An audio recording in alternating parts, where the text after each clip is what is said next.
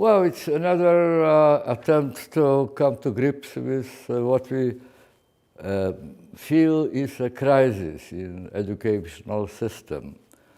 Educational system is very old, 2,500 years old. The idea of education was invented in ancient Greece and is still with us. It was the concept of a master transferring wisdom, experience, accumulated knowledge to a disciple.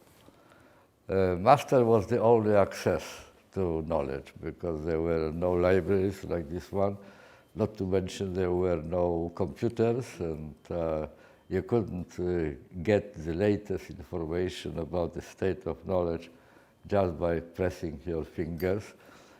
And that put the master in the role of gatekeeper of knowledge. Gatekeeper of knowledge. If you wanted knowledge, and very many people wanted it, they had to, spend sometimes in the company of their master, who will transfer the knowledge, mostly orally. You remember Aristotle, who conducted the peripatetic school of philosophy, which meant that people just walked together in a wood. It was called academia at that time, and listened and tried to remember and think about and retain the knowledge they received. Now, if you compare that with the present situation, you see that it's very, very, very far away. I think that the most important thing which happened to education in recent years is the disruption of the contact or the link between master and disciple. Knowledge is now everywhere, and what is more important even is that if still half a century ago people thought that what constitutes the obstacle to be effective in life is the deficit of knowledge. You have to get more knowledge than you have. You have to do more research, to collect more data, and so on. Today, it is the other way around. Today, excess of knowledge is the major obstacle. There is too much of it. No human brain is able to assimilate it and to retain it. We invented servers. We just store our knowledge there, just in case it will be needed at some point. But to find it there, in that archive, is tremendously difficult. How to distinguish the useful information from completely irrelevant. There's too many of it. And therefore, what creates the feeling of disorientation among contemporary people is not their ignorance, but on the contrary, the knowledge that there is too much knowledge for them to consume. That's one very important and essential change which happened, but there are others as well. There is never before in history there were so many people at the same time in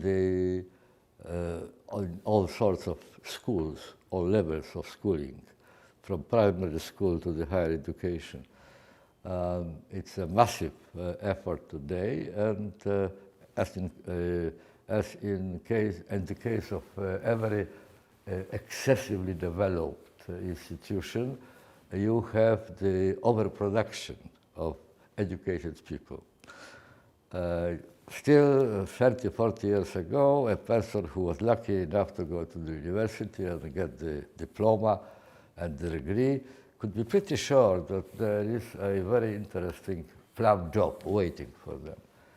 And they will get it, and they will live happily ever after because they will develop skills which they already acquired.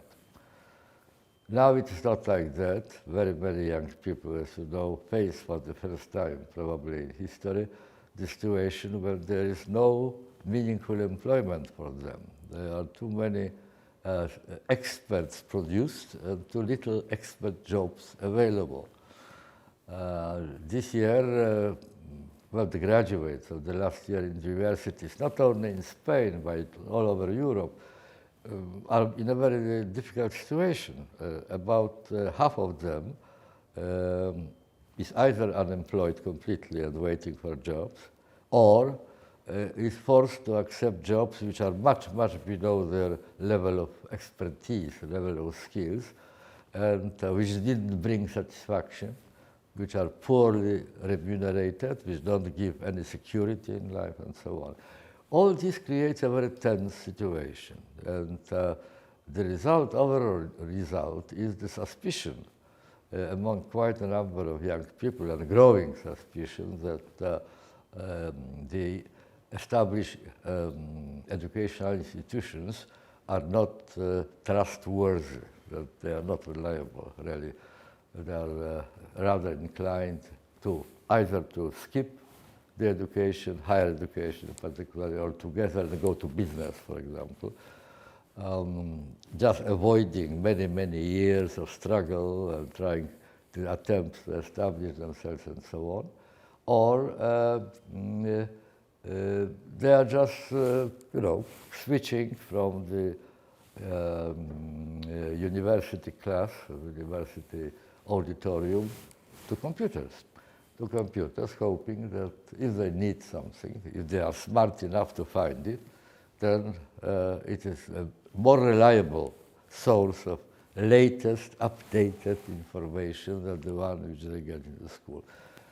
That created a turmoil and the rapid aging of knowledge becoming obsolete because there's so many new knowledge coming on, and the old knowledge is no longer trusted, and so on. This creates a situation when, in fact, one-off education. You go, and when you are a very young person, you go to the university, you get your diploma, and you are ready to face all problems which you will find in life.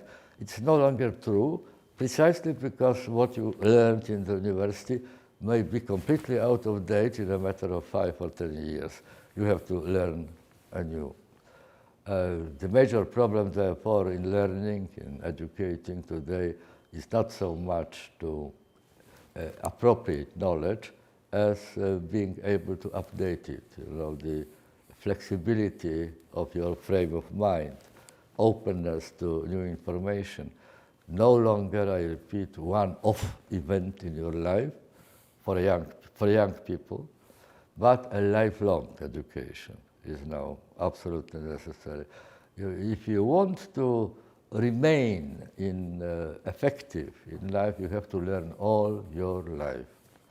And that cannot be provided by established schools and universities. We have to invent some other ways of educating people. Well, unfortunately, the relationship between individuals and history is such that individuals, you, me, everybody else, are shaped by history, but the history is shaped by them. That's a reciprocal relationship. So the only message I can give is that the world will look exactly like they make it, I wouldn't say that they are particularly outcasts. There is a tendency pushing them away from the mainstream. That's true. But outcast perhaps is the wrong word. What is typical for the situation today is that very many people who felt previously, not long ago, very well established in life, secure. Their social position was already achieved, and no one is going to take it away from them. Now these people are in what I call the situation of precariat. Précarité, the French word, means uncertainty, the wobbly ground under your feet. You are moving in a moving sand. You don't know what the next day will bring. You are living under constant fear that, the company for which you work already several years or several dozens of years will suddenly be eaten up by another company, and you will be made redundant, and you will lose all achievement of your life. That is precariat, and what we call the middle class, not long ago, I think becomes more and more precariat, not proletariat, not necessarily living in misery, not necessarily being hungry, going to bed without dinner, but precariat in the sense that they feel insecure. They live more or less from one day to another and absolutely unaware what the next year may bring. And the dreadful situation of young people consists in that they enter the adult world today when the group of people, the class of people which they enter, already is a precariat, already lives in these conditions of uncertainty, ignorance, and general feeling of unsafety. And that's shocking. That's shocking. The entry is very painful. That is very painful. Older generation had a crisis in their life, but they were, in a sense, exceptional in the whole life process. In the period of good work, stable work, they succeeded to accumulate certain experience. They knew how to deal with issues. The young generation didn't have the opportunity to do that. So for them, finding their place in the adult world is particularly difficult and challenging. It is objectively difficult situation. I wouldn't pretend that there is an easy exit from it. I think that young people today must think very hard and must try. They are trying, actually. They very often go to the street trying to come together and impress a different kind of reality on the world as it is.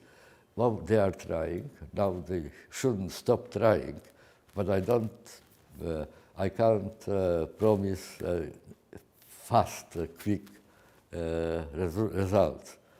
That's going to be a difficult life, that's true. What I have in mind is that instead of speaking about globalization, I think it's much more reasonable to speak about glocalization. The combination of two words, global and local, glocalization.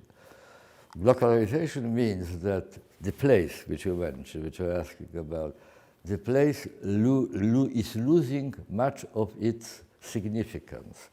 Once upon a time, the distance gave you security. When you were distant from trouble, well, you felt relatively secure. They have to struggle very hard in order to get to me.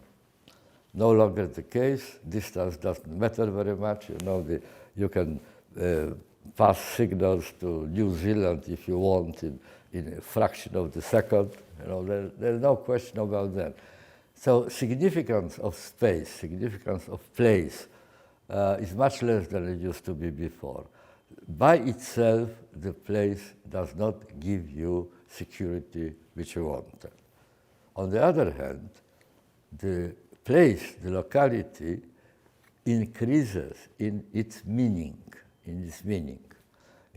because, as I was talking about today morning, because of the familiarity of it, because the place being within the reach of your abilities, you can actually see the results of your action right away.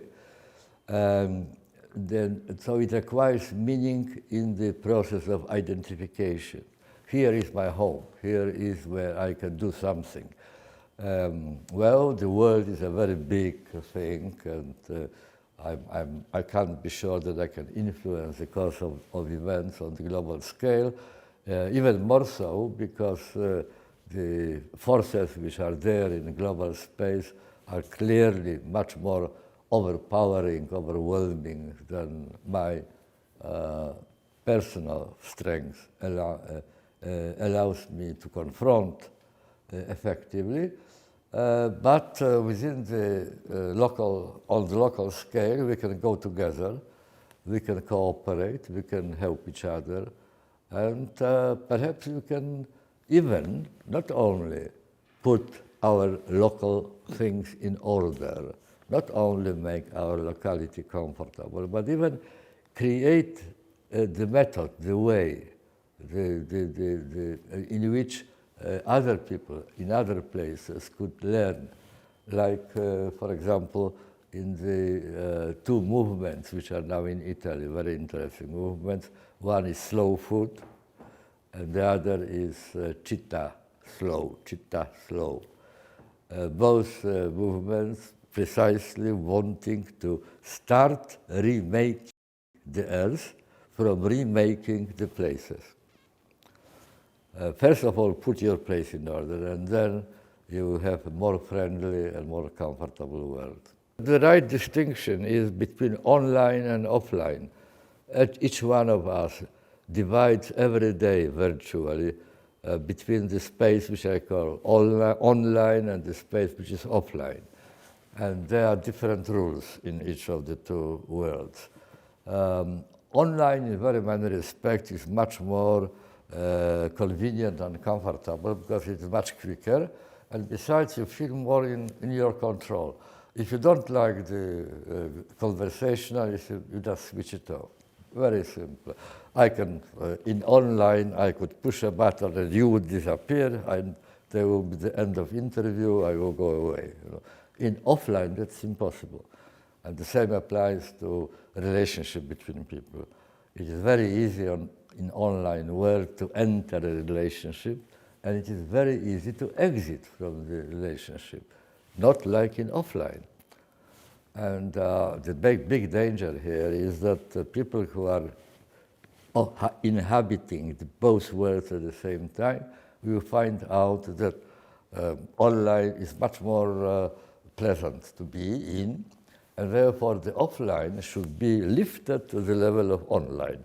And everything made so brittle, so easy to tie and untie like it is in the online. But that would be a disaster for the others' need, very profound need in every one of us, precisely the need of togetherness, of emotions, of love, of friendship, and so on. The 1,000 friends which you have now on Facebook is not a replacement for the 5 really good friends which you have in offline. That's the problem.